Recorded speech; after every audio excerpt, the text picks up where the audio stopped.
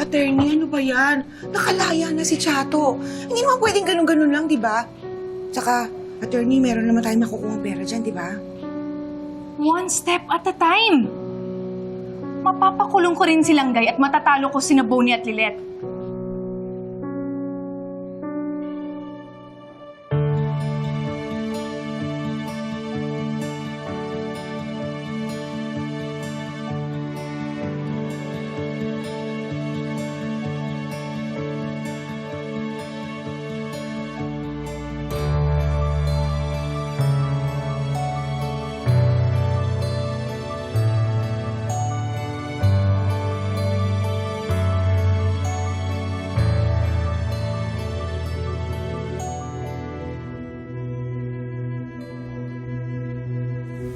Nag-aalala ko para kay Langgay.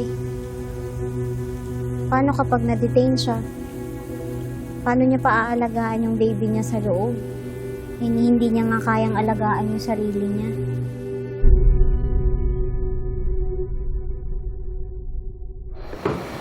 Attorney!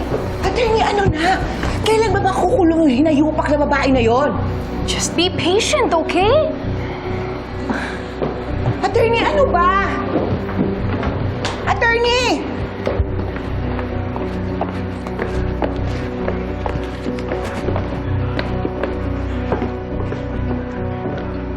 Hindi naman to siguro walang bala ng korte, no? Kailangan nilang i-grant yung urgent motion natin to post bail. Considering Langgay's condition na buntis at nasa autism spectrum, may dinadanas pang trauma.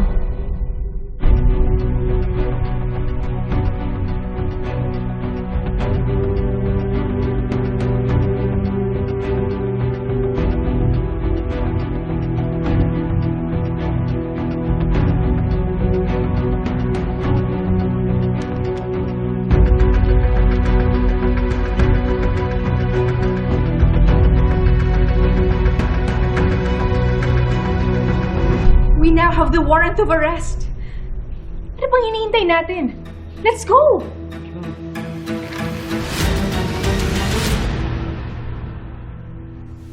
Wow. Kasyari.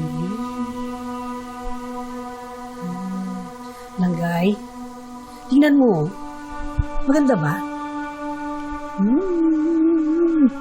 Nagustuhan mo ba?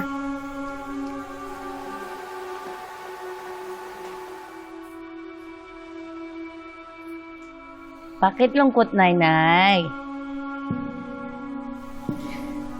2 buwan na lang. Magiging ganap na nanay ka na. Alabas na si baby. Hello.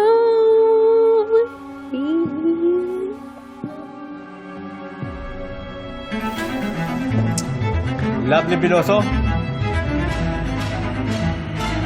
Present! Ikaw ay inaarso namin sa kasong pagpatay kay Ricardo Biloso. Ikaw ay may karapatang manahimik at magsawalang kibo. Ano man ang sasabihin mo ay maaaring gamitin pabor laban sa isang mga hukuman. May karapatan ka rin kung sa sarili mo abogado at kung wala kang kayang bibigyan ng ating gobyerno. Ayoko! Naintindihan mo ba ang karapatan mo? Ayoko! Masakit! Huwag ninyong ikukulong ang anak ko.